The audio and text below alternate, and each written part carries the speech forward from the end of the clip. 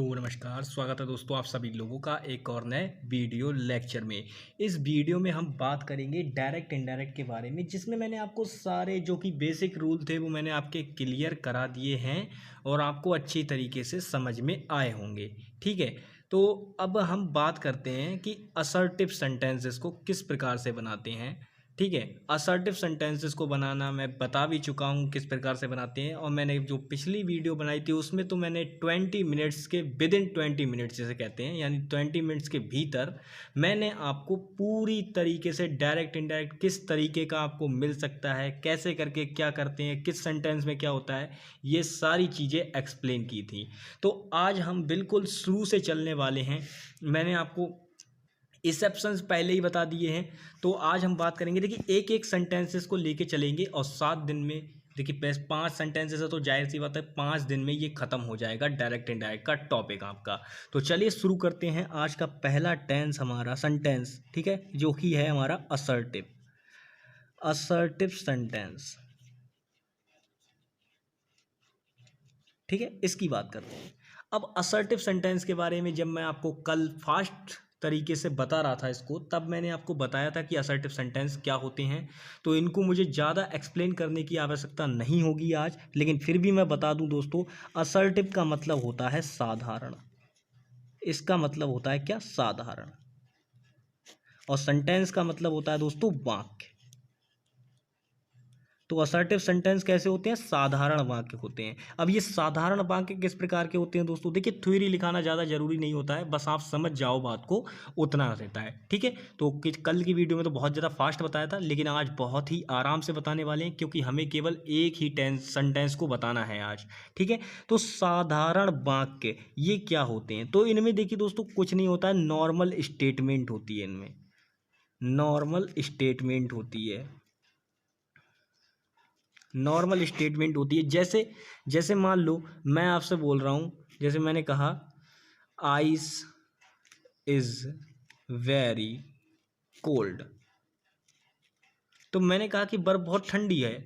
बर्फ़ बहुत ठंडी है, यानी मैंने नॉर्मल कथन बोल दिया कि बर्फ़ बहुत ठंडी है। बाकी ही तो कहा है नॉर्मल, और कुछ तो नहीं कहा इसमें, कोई भी चीज़ ऐड नहीं की, कोई भी किसी प्रकार का क्वेश्चन नहीं किया, ना ही किसी बात पे जोर दे रहा हूँ, कुछ नहीं। नॉर्मल स्टेटमेंट है। इस प्रकार से होती है। जैसे ऐसे मैं बोल दूँ you are a good boy, ऐसे बोल दूँ, ऐसे बोल दूँ, तब भी ये क्या होगी? तब भी ये क्या होगी? आपकी नॉर्मल स्टेटमेंट होगी। और ये देखिए दो प्रकार की होती है। सबसे पहले मैंने आपको कल भी बताया था कि असर्टिव सेंटेंस आपके दो प्रकार के होते हैं। एक होता है आपका अफर्मेटिव, एक होता है आपका अफर्मेटिव, और एक होता है आपका निगेटिव। निगेटिव होता है, निगेटिव। ये दो प्रकार के होते हैं आपके। ठीक है, दो प्रकार के होते हैं। दोनों के बारे में आप बहुत अच्छी तरीके से जानते हैं, मैंने कल भी बताया था। अफर्मेटिव आपका होता है सकारात्मक। इसमें जो स्टेटमेंट होती हैं वो पूर्ण रूप से सकारात्मक होती हैं। सकारात्मक मतलब जैसे you are a good boy, तुम अच्छे लड़के हो। इससे आपको अच्छा कैसी प्रवृत्ति मिल रही? मैं आपसे कह रहा हूँ कि आप अच्छे व्यक्ति हो, तो आपको बिल्कुल खुशी मिलेगी, सकारात्मकता यानी पॉजिटिविटी आपके अंदर आएगी इस बात से। अगर मैं वहीं बोलूँ कि आप अच्छे लड़के नहीं हो, तो आपको गुस्सा आ जाएगा कि यार ये हमारे बारे में गलत बोल रहा है। तो यहाँ पे क्या आएगी? आपके अंदर निगेटिविटी आएगी। तो ये निगेटिव सेंटेंस है। निगेटिव सेंस मिलता है, इसमें नॉट लगा होगा, ये बात ध्यान रखना। क्या लगा होगा? इसमें नॉट लगा होगा। नहीं का मतलब आता है, नहीं का सेंस निकलता है इसमें, नहीं का सेंस निकलता है। तो आई होप कि आपको इतनी चीज़ें समझ में आ गई होंगी कि असर्टिव सेंटेंस साधारण वाक्य होता है, नॉर्मल स्टेटमेंट होती है, दो भागों में डिवाइड होता है, अफर्मेटिव और नेगेटिव। ठीक है, अब इनको बनाने के नियम देखते हैं दोस्तों। बनाने के नियम देखते हैं।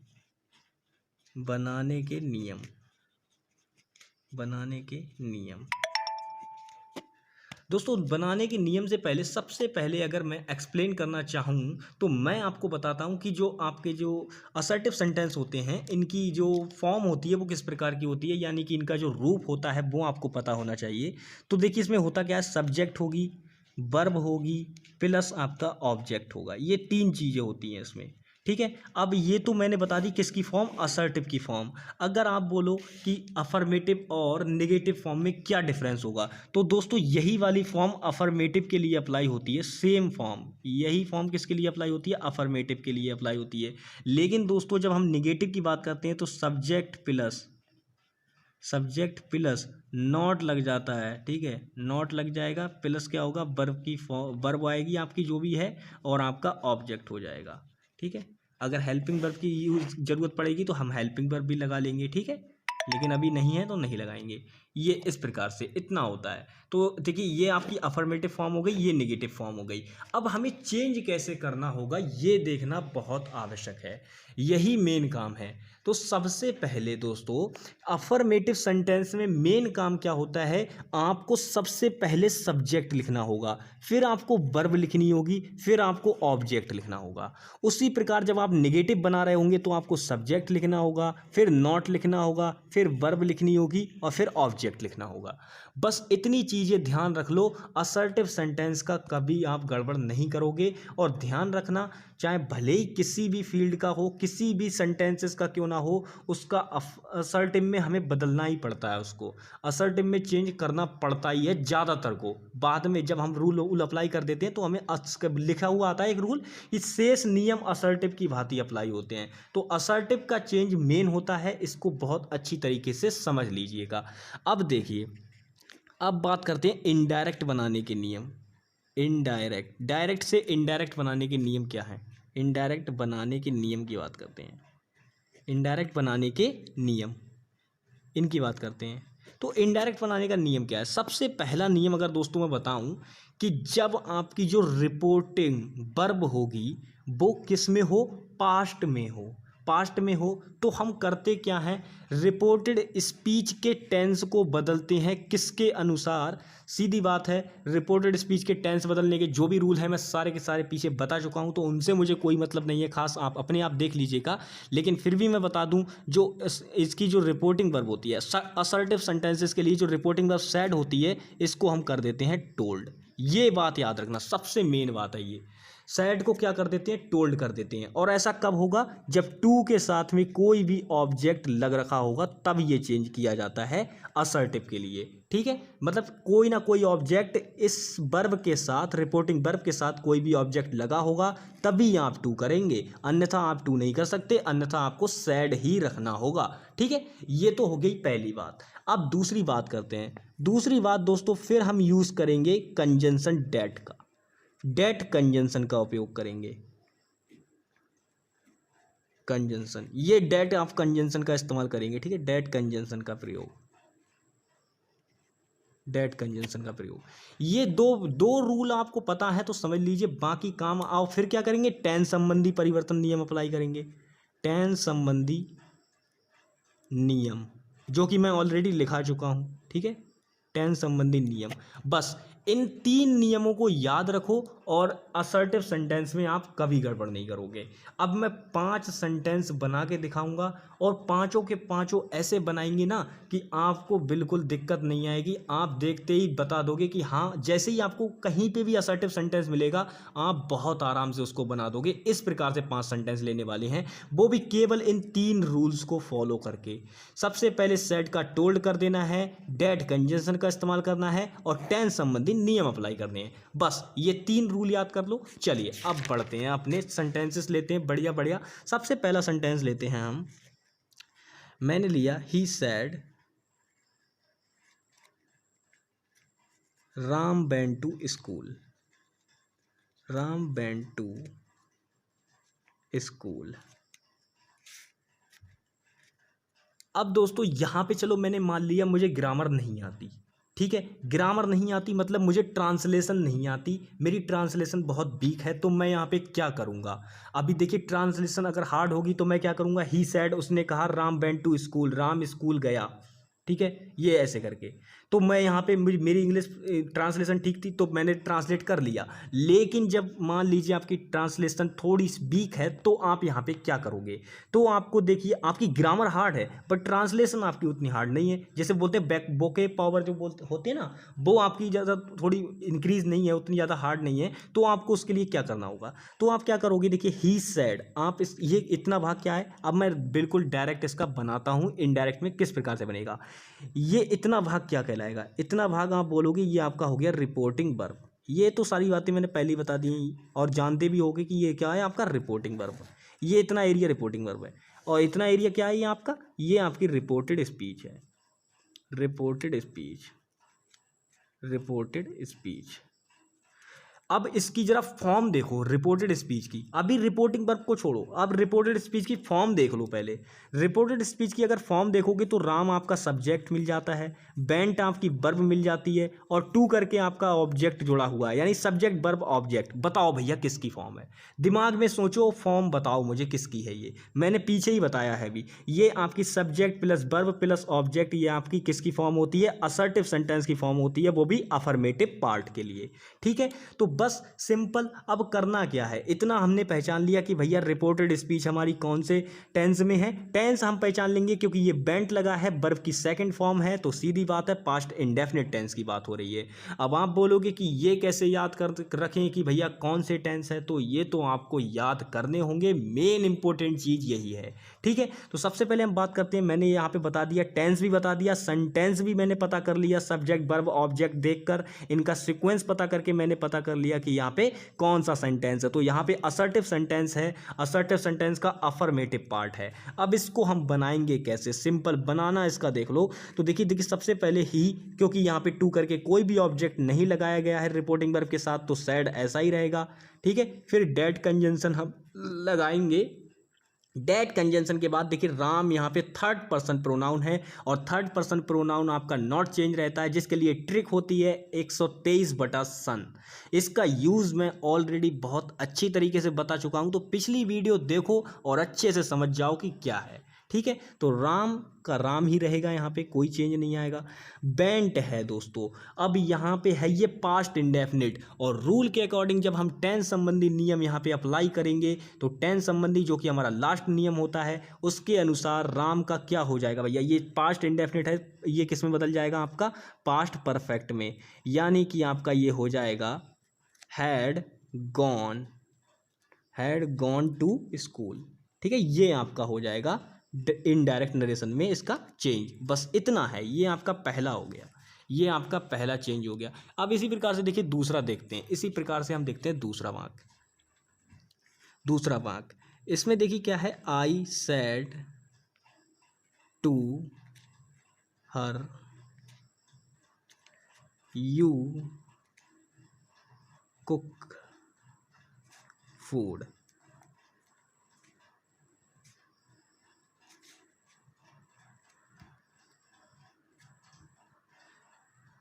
अब देखो यहाँ पे अभी मैं अपना ट्रांसलेशन पावर इस्तेमाल करता हूँ। आई सेड टू हर, मैंने उससे कहा, क्या कहा? यू कुक्ड फूड, खाना तुमने बनाया।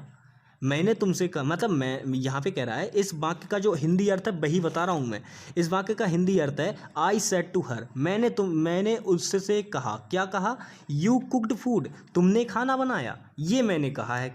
ठीक है, ये तो इसका हिंदी अर्थ हो गया। अब हिंदी अर्थ का हमें फ़ायदा क्या?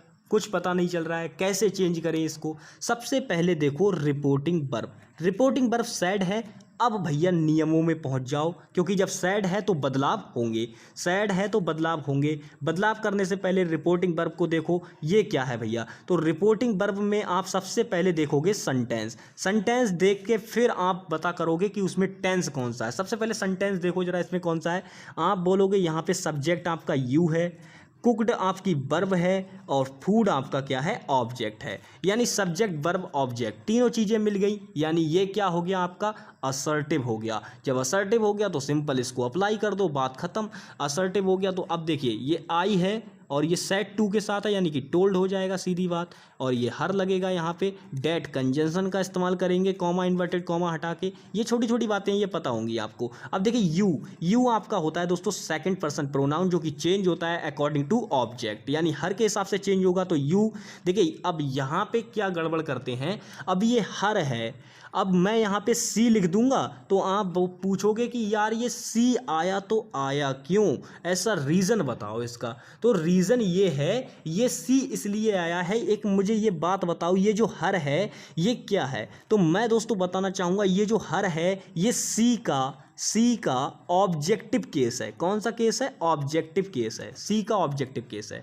अब मुझे यहाँ पे यू है, अब मैं अगर इसको ऑब्जेक्ट के अनुसार बदलूंगा, हर के अनुसार, तो मुझे यहाँ पे सब्जेक्ट चाहिए, यानी कि मुझे यहाँ पे नॉमिनेटिव केस की आवश्यकता है, और ये है इसका ऑब्जेक्टिव केस, और मुझे चाहिए नॉमिनेटिव केस। तो हर का सब्जेक्टिव केस क्या होता है? सी होता है। अब सब्जेक्टिव केस बोलो इसको या नॉमिनेटिव केस बोलो, बात एक ही है, तो ये सी हो जाएगा। अब देखिए यहाँ पे हेड लगेगा क्योंकि ये कुकड है, यानी वर्ब की सेकंड फॉर्म है, क्योंकि इसके आगे कोई भी हेल्पिंग वर्ब नहीं लगाई गई है, तो हेड कुकड हो जाएगी यहाँ पे, और द फूड, और जो भी फूड आपका जो भी ऑब्जेक्ट है वो आ जाएगा। सो सिंपल इस प्रकार से बन जाएगा आपका ये दूसरा।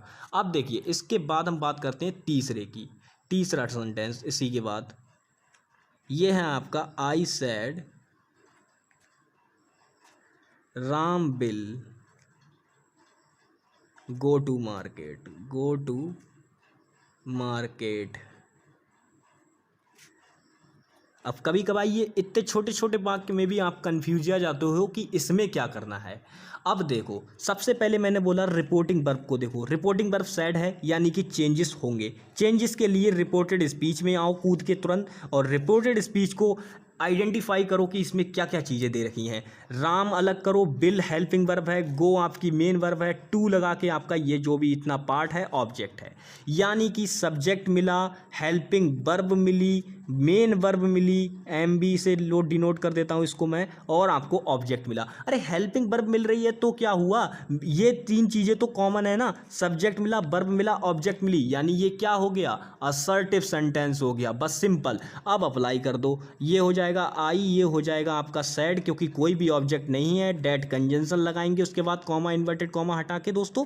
अब देखो राम है, ये है भैया सीधी बात थर्ड पर्सन प्रोनाउन, और थर्ड पर्सन प्रोनाउन तो वैसे ही नॉट चेंज रहता है। अगर यहाँ पे सपोज करो यू होता तब क्या करते, यू होता तब क्या करते? तो दोस्तों देखिए हमारे पास यहाँ पे कोई ऑब्जेक्ट तो है नहीं जो हम यू को ऑब्जेक्ट के अनुसार चेंज कर देते, तो हम क्या करते हैं, ऐसी स्थिति में हम थर्ड पर्सन को ही ऑब्जेक्ट मान लेते हैं। या अगर मुझे मान लो यहाँ पे अगर मैं लड़का हूँ तो मैं यहाँ पे ही मानूंगा, आप लड़की हो आप सी मान सकते हो, एज यू विश, जैसी आपकी इच्छा वैसा कर सकते हो। लेकिन यहाँ पे राम है, third person pronoun, not change रहेगा, ये तो सीधी सीधी बात है, ही हो जाएगा। अब देखो अब यहाँ पे मेन मतलब यहीं पे है, ये है बिल, यानी कि ये टेंस बताओ। सबसे पहले मुझे इसमें टेंस बताओ भाई, पहचान के कौन सा है। सेंटेंस तो मैं ऑलरेडी आपको पहले ही बता चुका हूँ, मुझे इसमें टेंस बता दो। तो टेंस होगा भैया बिल है, यानी कि बिल के साथ साथ वर्ब की फर्स्ट फॉर्म लगा रखी है, यानी ये फ्यूचर इंडेफिनिट है, सीधी सी बात है। इसके हिंदी वाक्य के अंत में परिभाषा क्या होगी, गा गी गे आएंगे, यानी राम मार्केट जाएगा, सीधी बात, गया नहीं है, जाएगा, ठीक है, ये बात है। तो भैया जब हम इनडायरेक्ट नरेशन में बात करेंगे तो मतलब चला गया होगा, गया भैया गया, चला गया होगा, क्योंकि हम बिल का क्या कर देते हैं, वुड कर देते हैं। अब वुड क्यों किया, शुड क्यों नहीं किया, ये बात पूछो। क्योंकि ये इसलिए नहीं किया क्योंकि ये है राम, और राम यहाँ पे राम ही रहा है भैया, चेंज नहीं हुआ है। अगर ये राम नहीं होता, यहाँ पे कुछ और होता और चेंज हो जाता तो हम उसके हिसाब से लगाते, लेकिन राम का कुछ चेंज ही नहीं हुआ, तो बिल का वुड कर देना है, और वर्ब तो वही रहनी है आपकी, गो टू मार्केट, बस सिंपल। ये हो जाएगा आपका ये वाला वाक्य, इस प्रकार से बन गया। चलिए एक लास्ट और बनाते हैं, बस 4-5 बहुत हैं, इतने में ही आप समझ जाओगे अच्छे से, इसको बार बार 1-2 बार देखना, समझ जाओगे आराम से। चलिए अब मैं क्या करता हूँ, अब मैं यहाँ पे नाम ले लेता हूँ, Ram said to us we are friends, we are friends, friends. अब ये वाक्य है, अब देखो कितना इजी वाक्य है, बहुत ही ज़्यादा इजी है। सबसे पहले मैंने बोला वर्ब को देखो भैया, रिपोर्टिंग वर्ब सैड है, यानी कि इसमें बदलाव होंगे। इसमें बदलाव होने के लिए हमें सबसे पहले इसका सेंटेंस पहचानना होगा। देखिए ये आपका सब्जेक्ट है, ये आर आपकी यहाँ पे मेन वर्ब का काम करेगा, यानी कि ये वर्ब है, और ये क्या है आपका फ्रेंड, यानी कि ये आपका ऑब्जेक्ट है। यानी सब्जेक्ट वर्ब ऑब्जेक्ट तीनों चीज़ें मिल गई, यानी कि ये कौन सा वाक्य हो गया आपका, असर्टिव सेंटेंस हो गया, यानी साधारण वाक्य हो गया। अब अब यहाँ पे ये आर है, मेन वर्ब का काम कर रहा है, यानी ये सिंपल प्रेजेंट टेंस है। ये ध्यान रखना, सिंपल प्रेजेंट टेंस में केवल इज आर एम मिलेगा और कुछ नहीं मिल सकता। ऐसे ही सिंपल पास्ट में क्या मिलेगा, बाज और बर मिलेगा और कुछ नहीं मिल सकता।